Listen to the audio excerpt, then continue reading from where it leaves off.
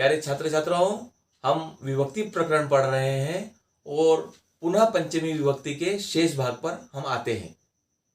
पिछले टर्न पे मैंने आप लोगों को ये बताया था कि यदि पंचमी विभक्ति के शब्द याद नहीं होते हों तो हम तसिल प्रत्यय लगाकर उसका उपयोग कर सकते हैं। ये जो तसिल प्रत्यय है इसका तह शेष बचता है। जब हम किसी वाक्य में यह तह जोड़ देते हैं तो पंचमी का बोध होता है। जैसे लिखा है वृक्षात पत्राणि पतंती। अब हमको यहाँ वृक्षात याद नहीं आ रहा है तो हम यहाँ लिख सकते हैं वृक्षतः पत्राणि पतंती। गंगा हिमालयात प्रवहति। अब उस समय हिमालयात अगर नहीं याद आता हो तो हम हिमालय तह भी लिख सकते हैं, जो सही होगा। गंगा हिमालय तह प्रवहति या गंगा हिमालयात प्रवहति।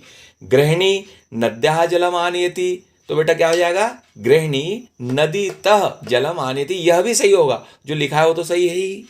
बालकः शाखायाः पतति। तो शाखायाः का शाखातः भी आप कर सकते हैं। राजधानीयानम राजधान्याः आगच्छति। राजधानी यान राजधानी से आता है। अब हमको अगर उस समय नहीं समझ में आ रहा है तो हम इसको क्या कर सकते हैं? राजधानिया को राजधानी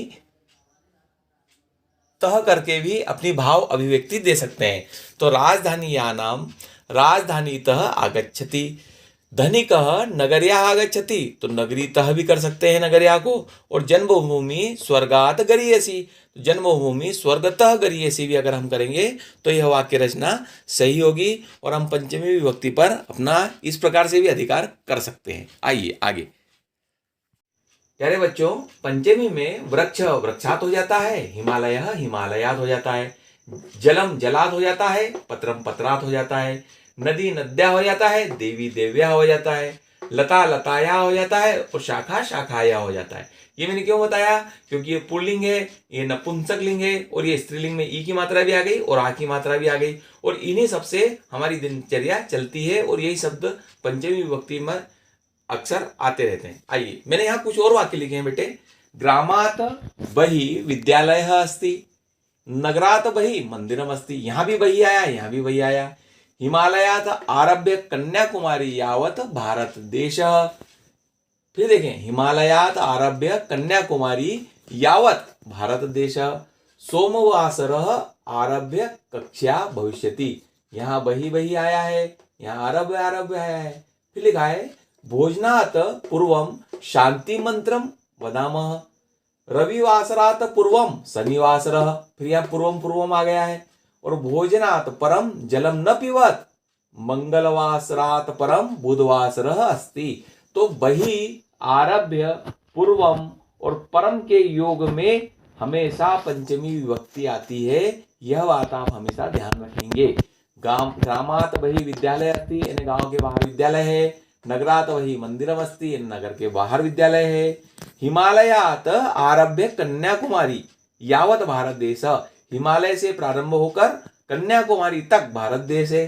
सोमवासर आरभ्य कक्षा भविष्यति। सोमवार से कक्षा प्रारंभ होगी। भोजनात् पूर्वम शांति मंत्रम वदामः। भोजन के पूर्व शांति मंत्र बोलना। रविवासरात पूर्वम शनिवासरः।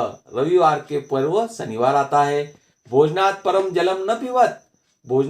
भोजन के बाद जल नहीं पीना चाहिए। और मंगलवासरात परम बुधवासरः अस्ति। मंगलवार के बाद बुधवार आता है। इस प्रकार से बही आरभ्य पूर्वम और परम के योग में भी पंचमी विभक्ति आती है। और पिछले टर्न पे आपको मैंने बताया था कि डर या यानी जहाँ डर वाली बात आती है वहां भी पंचमी विभक्ति आती है।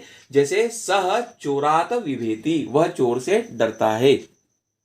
आप सभी छात्र छात्राओं ने मुझे इतने ध्यान से सुना, इसके लिए धन्यवाद। संस्कृत से संबंधित किसी भी प्रकार की कोई भी समस्या आती है तो मैं स्कूल में मोबाइल पर और फोन पर सदैव उपलब्ध रहूंगा। अगले टर्न पर हम सप्तमी विभक्ति के साथ पुनः मिलेंगे। सभी को नमो नमः।